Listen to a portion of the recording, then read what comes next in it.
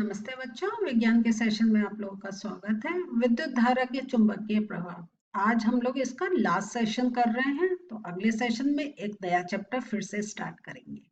तो चलिए, ये जो हमारा लास्ट सेशन है, थोड़े प्रश्न और उत्तर के साथ और इसको समझते हैं। तो इससे पहले वाले सेशन में भी हम लोगों ने प्रश्न और उत्तर करे थे और देखा था कि इतना कठिन नहीं है उत्तर देना। मेन है हमारे कॉन्सेप्ट्स बिल्कुल क्लियर होने चाहिए। तो आज जो हमारा पहला है क्वेश्चन, उसका हम पढ़ते हैं। घरेलू विद्युत परिपथों में अति भारण से बचाव के लिए क्या सावधानी बरतनी चाहिए। तो ये आपका अगर कहें आंसर तो एक आपका बन रहा है, लेकिन आप देखें ये हमारी रूटीन, हमारी जो एक लाइफ है उसमें भी ये बहुत ज्यादा उपयोगी है। तो ये चैप्टर के बाद आप लोग कह सकते हैं कि हम काफी कुछ चीज समझ गए हैं। जो मशीन यूज कर रहे हैं, कैसे हमें इलेक्ट्रिसिटी से हमें नुकसान नहीं हो, हम उसका मैक्सिमम बेनिफिट उठा सकें, आप ये कह सकते हैं। तो चलिए इसका आंसर कैसे बनाते हैं ये देखते हैं। जो हमारे घरेलू विद्युत परिपथों में अति भारण से बचाव के लिए हम ये निम्नलिखित ये एक हमें बरतनी चाहिए। तो ये एक चीज मैं क्यों हम ये सेंटेंस देखें, ये लिखना अच्छा होता है जब हम उत्तर देते हैं। अगर हम सीधे इस टाइप से देने लग जाए तो हमें पढ़ने में बड़ा अजीब लगेगा कि कुछ। तो अब जैसे कोई प्रश्न है तो उसका उत्तर, तो ये छोटी छोटी चीजें हैं जो एक जब आप ऐसे लिखते हैं और जब पढ़ के टीचर्स नंबर देते हैं तो एक उनको अच्छा लगता है। तो इसलिए जब आप ऐसे प्रश्न, आपके सामने उत्तर है, आप देखें कुछ अगर लाइंस नहीं लिखेंगे तो कैसे एक आंसर में एक मजा नहीं आता है। तो अब हम वो पॉइंट्स पढ़ रहे हैं कैसे हम अति भारण से, चलिए अब हम देखते हैं कैसे अति भारण से बचाव कर सकते हैं। एक सॉकेट से एक से अधिक उपकरण नहीं जोड़ने चाहिए। तो हमारे घर में क्या होता है कि हम एक में 3 प्लग लगा देते हैं और उसमें करते हैं, तो ये चीजें हमें अवॉइड करनी चाहिए।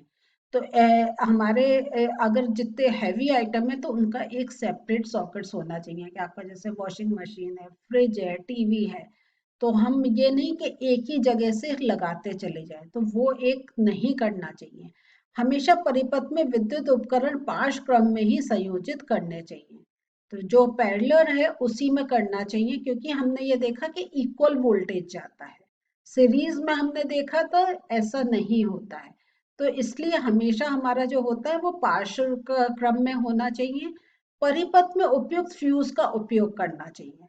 तो जो उतना जैसा अब देखा था कि फ्यूज हमारे अलग अलग मेजरमेंट के भी हो सकते हैं, तो वो हमारे जिसमें अगर हैवी चीजें हैं तो फ्यूज भी हमारा कुछ हायर एम्पियर का होना चाहिए। कम एम्पियर का अगर कुछ है तो कम एम्पियर का, जैसे ज्यादा वोल्टेज नहीं जा पाए। तो इस टाइप से हमें एक प्रॉपर फ्यूज यूज करना चाहिए। अति भारण से बचाने के लिए एक ही समय में अधिक विद्युत उपकरणों का उपयोग नहीं करना चाहिए। कब कि घर में आपकी जितनी हैवी चीजें सब एक साथ चल रही हैं तो वो थोड़ा सा अवॉइड करना चाहिए, क्योंकि आपका काफी एक वोल्टेज खिंच कर आता है जहाँ पे शॉर्ट सर्किट या कुछ हो सकता है। तो ये छोटी छोटी चीजें हैं जिसका हमें ध्यान रखना चाहिए। और इस प्रकार हम अपने जो हमारी चीजें उनको भी हम बचाव कर सकते हैं, प्लस अपनी भी सुरक्षा कर सकते हैं। दूसरा प्रश्न है, किसी कुंडली में विद्युत धारा प्रेरित करने के विभिन्न प्रकार लिखिए। कि किसी कुंडली में हम कैसे एक इलेक्ट्रिक करंट जनरेट कर सकते हैं। तो ये अब आप समझ गए होंगे कि हमें चुंबक और कुंडली का एक रिलेशन इसमें डालना होगा। तो दूसरी कुंडली में चुंबकीय क्षेत्र रेखाओं में परिवर्तन करके, तो जैसे हमने एक एक्सपेरिमेंट देखा था जिसमें हमने दो रखे थे और एक जो कॉइल में ज्यादा हमने सर्कल्स दिए थे वायर के, एक में कम थे, और हमने इंड्यूस करंट करा था। तो दूसरी कुंडली में चुंबकीय क्षेत्र रेखाओं में परिवर्तन करके हम ला सकते हैं कि अगर जैसे उसमें कम ज्यादा कर दिए तो जो इंड्यूस करंट है उस पर इफेक्ट आएगा। चुंबक को कुंडली के बाहर या भीतर गति करके, याद आ गया ये हम लोगों ने पढ़ा था कि कैसे हमने जब हमने सोलेनॉइड की बात करी थी और देखा था कैसे हम वो इलेक्ट्रोमैग्नेटिक इंडक्शन की बात करी थी, कैसे हम उसको कर सकते हैं। तो उसमें कैसे कि कुंडली के बाहर या अंदर जब हम किसी चुंबक की गति करते हैं, कुंडली में प्रवाहित विद्युत धारा में परिवर्तन करके कि जो हम कुंडली में जो करंट दे रहे हैं वो हम उसको कंट्रोल कर सकते हैं। ज्यादा या कम करेंगे उससे मैग्नेटिक इफेक्ट भी डिफरेंस में आएगा, और उस मैग्नेटिक इफेक्ट से जो करंट जनरेट हो रहा है उसमें भी डिफरेंस आएगा। कुंडली को चुंबकीय क्षेत्र में घुमाने से ये भी हमने देखा था कि मैग्नेट को हमने स्टेबल रखा था और हमने जो कुंडली थी उसको आगे पीछे कर रहा था। तो ये देखें कि कैसे हमारे ये 4 मेथड हैं जिससे हम किसी कुंडली में विद्युत धारा जो प्रेरित करते हैं, जो इंड्यूस करते हैं, तो वो किस प्रकार हम कर सकते हैं। तो आप देखिए ये पूरा हमने समझा था, वही हमें क्या करना है, पॉइंट्स के रूप में लिखना है। और देखिए ये पॉइंट्स जो हैं आपको ऐसे दूसरी तरीके से पूछे जा सकते हैं कि अगर हमने क्षेत्र रेखाओं में डिफरेंस करा तो क्या उस पर परिवर्तन पड़ेगा या नहीं पड़ेगा, तो ये आपके शॉर्ट आंसर्स में भी पूछा जा सकता है। तो मेन थिंग है आपको ये अगर पॉइंट्स याद है तो इस पे चाहे आपके बड़े क्वेश्चंस बने छोटे बने आप आंसर दे सकते हैं। तीसरा क्वेश्चन है आज का, किसी चुंबकीय क्षेत्र में स्थित विद्युत धारावाही चालक पर आरोपित बल कब अधिकतम होता है। ये तो आप तैयार हैं इस आंसर के लिए। हाँ, कि 90 डिग्रीज की हमने बात करी थी कि जब चुंबकीय क्षेत्र में स्थित विद्युत धारावाही चालक पर आरोपित जो बल है वो कब अधिकतम होगा, जब जो इलेक्ट्रिक करंट है और चुंबकीय क्षेत्र है वो किस पर हो, 90 डिग्री के कोण पर हो, या हम उसको कहते हैं लंबवत, परपेंडिकुलर। परपेंडिकुलर या 90 डिग्री बात एक ही है। तो अगर आप ये मैंने दोनों इसलिए लिख दिए कि अगर आपने लंबवत का तब भी आपका आंसर कंप्लीट माना जाएगा, अगर आपने 90 डिग्रीज लिखा तब भी माना जाएगा। आपके रेफरेंस के लिए मैंने दोनों चीजें डाल दी हैं, आप डालना चाहें डाल सकते हैं, कोई हानि नहीं है। तो लेकिन ये देखें कि हम क्वेश्चंस ऐसे लिए मैं डिस्कस कर रही हूँ कि जिससे आपको जो बेसिक कॉन्सेप्ट है चैप्टर का वो भी क्लियर एक बार फिर से होता चला जाए। एक और क्वेश्चन है, परिनालिका चुंबक की भांति कैसे व्यवहार करती है, क्या आप किसी छड़ चुंबक की सहायता से किसी विद्युत धारावाही परिनालिका के उत्तर ध्रुव तथा दक्षिण ध्रुव का निर्धारण कर सकते हैं। तो परिनालिका चुंबक की भांति कैसे व्यवहार करती है, तो हमने ये देखिए ये एक स्ट्रक्चर से हमने यहाँ समझाने की कोशिश करी है कि परिनालिका चुंबक की भांति व्यवहार करती है जब परिनालिका द्वारा विद्युत धारा, एक और प्रश्न है हमारा, परिनालिका चुंबक की भांति कैसे व्यवहार करती है, क्या आप किसी छड़ चुंबक की सहायता से किसी विद्युत धारावाही परिनालिका के उत्तर ध्रुव तथा दक्षिण ध्रुव का निर्धारण कर सकते हैं। तो ये हमारा वही सोलेनॉइड का आ रहा है, परिनालिका चुंबक की भांति व्यवहार करती है जब परिनालिका द्वारा विद्युत धारा प्रवाहित की जाती है। तो जब हम इसके अंदर से करंट पास करते हैं तो इसके भीतर चुंबकीय क्षेत्र रेखाओं की दिशा समान हो जाती है और इसका एक सिरा उत्तर ध्रुव तथा दूसरा सिरा दक्षिण ध्रुव की तरह व्यवहार करता है। तो मेन है कि ये कब परिनालिका चुंबक की भांति कब व्यवहार करती है, जब इसके अंदर से हम कोई एक इलेक्ट्रिक करंट पास करते हैं तब वो एक चुंबक की भांति कार्य करने लग जाती है और इसका इसमें जो चुंबकीय क्षेत्र रेखाएं बन जाती हैं, और ये जो चुंबकीय क्षेत्र रेखाएं बन जाती हैं इसकी वजह से जब चुंबकीय क्षेत्र रेखाएं बन गई तो एक उसका नॉर्थ पोल बनेगा, एक उसका साउथ पोल बनेगा। तो ये डिपेंड करता है कि हमारा करंट किस डायरेक्शन में जा रहा है। तो वो देखिए यहाँ पे जैसे हमने ये इस पिक्चर में दिखाया कि ये आपका करंट का ये डायरेक्शन जा रहा है, ठीक है। अब इसमें और जो हमारी जो इसमें जो एक क्षेत्र रेखाएं बन रही हैं वो ऐसे बन रही हैं। तो इस साइड में नॉर्थ आ गया, इस साइड में साउथ आ गया, ठीक है।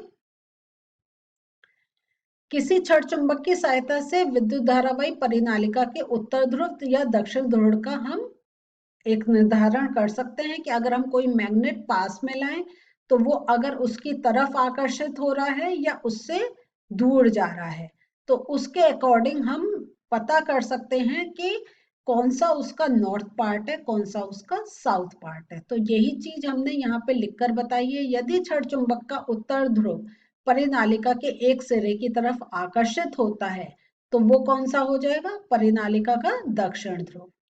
और इनके बीच प्रतिकर्षण होता है तो वह सिरा क्या हो जाएगा, परिनालिका का उत्तरी ध्रुव। तो ये आपसे फिर एक चीज मैं बताना चाहूंगी, आपसे जो एमसीक्यू क्वेश्चंस होते हैं ऐसे पूछे जाते हैं कि हम मैग्नेट लाए हैं और ये है, अब आप बताएं परिनालिका का ये कौन सा ध्रुव होगा। और मैग्नेट या उसके लिख सकते हैं कि वो अट्रैक्ट हो रहा है या रिपेल कर रहा है, बस आपका, या पिक्चर से बता सकते हैं, एरो से पूछ सकते हैं। तो ये सेम चीज आपसे अलग अलग फॉर्म में पूछ सकते हैं। तो मेन आपको कॉन्सेप्ट इसमें क्या आपने लर्न करा कि परिनालिका में जब करंट जाएगा तब वो मैग्नेट की तरह एक कार्य करने लग जाता है। एक और हमारा है भूसंपर्क तार का क्या कार्य है, धातु के आवरण वाले विद्युत साधित्रों को क्यों भूसंपर्कित करना चाहिए। तो अगर मैं एक चीज बताऊंगी कि आपका इस प्रश्न में ही अगर कहें तो एक और प्रश्न बन रहा है कि कौन से हमारे ऐसे वो होने चाहिए जो जिनमें हमें भूसंपर्क तार का यूज करना चाहिए। तो ये याद रखें, धातु के आवरण वाले। तो ये आपसे वही एमसीक्यू में आपसे धातु के आवरण, कांच के आवरण, ऐसे अलग अलग ऑप्शन से पूछे जा सकता है। तो याद रखें धातु के आवरण वाले जो होते हैं उनमें आपका एक अर्थिंग करना बहुत जरूरी होता है। और ये जब मैंने टॉपिक करा था तब भी कहा था ये बहुत इंपॉर्टेंट है। तो अब आप देखिए कैसे एक पूरे आंसर फॉर्म में हम लिखते हैं इसको। भूसंपर्क तार हरे रंग के एक विद्युतरोधी आवरण से ढके रहने वाली ये एक सुरक्षा तार है। तो फिर मैं एक चीज बताऊंगी, यहाँ पे आपका एक प्रश्न बन रहा है कौन से रंग का है या इस रंग का तार का कार्य क्या है। तो बस एक सेंटेंस आपने कर लिया, आपके आंसर्स और टाइप के तैयार हैं। चलिए आगे चलते हैं। तो ये जो होता है ये जो हरे रंग के आवरण वाला जो ये तार होता है वो सुरक्षा तार है जो घर के निकट भूमि के भीतर बहुत गहराई में दबी धातु की प्लेट से उसका एक कनेक्शन होता है। अल्प प्रतिरोध का चालन पथ प्रस्तुत करती है। इससे यह सुनिश्चित होता है कि साधित्रों के धात्विक आवरण में विद्युत धारा का कोई भी क्षरण होने पर उस साधित का विभव भूमि के विभव के बराबर हो जाएगा और इससे जो व्यक्ति उसका इस्तेमाल कर रहा है उससे कोई एक तीव्र विद्युत आघात नहीं लगेगा। तो ये सारी चीजें देखिए जो हमने पॉइंट्स में ऐसे करके समझी थी वो पूरा कंपाइल करके एक आंसर हमने दे दिया।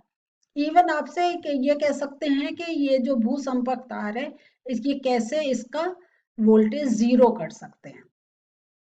तो ये तो आपको तब भी इसी यही करना पड़ेगा कि कैसे हम प्लेट से उसका कनेक्शन करते हैं और जब ऐसे उनका कुछ